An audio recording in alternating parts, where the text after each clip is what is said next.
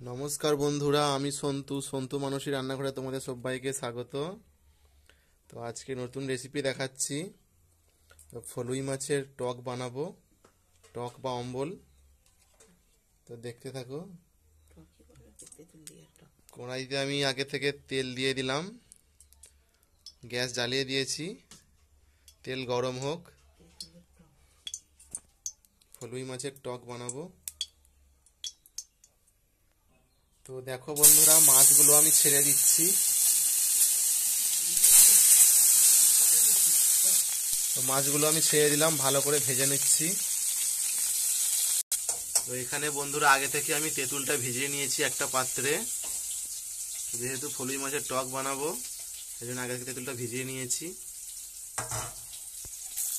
তো বন্ধুরা, ভিডিওটি অবশ্যই শেষ পর্যন্ত দেখো তোমরা।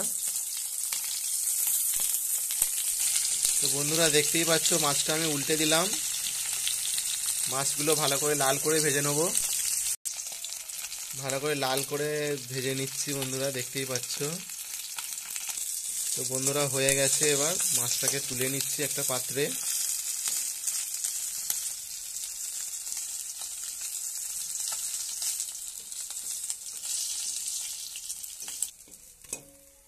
এবার এই তেলের মধ্যেই শুকনো লঙ্কা 5 ফোড়ন দিয়ে দেবো।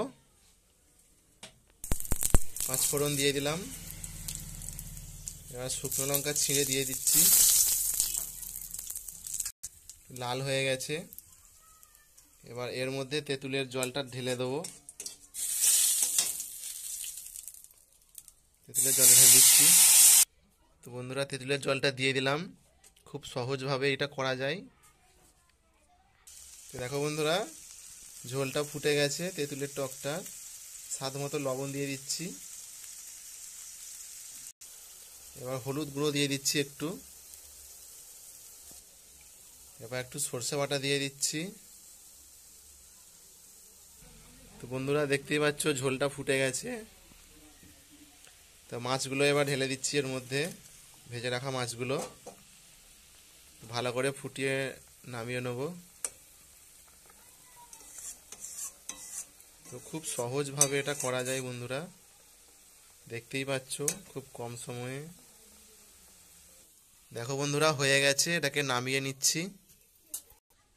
তো দেখো বন্ধুরা, নামিয়ে নিয়েছি। তো হয়ে গেল ফলুই মাছের টক। কত সহজভাবে দেখালাম, খুব কম মশলা দিয়ে হয়ে গেল এটা।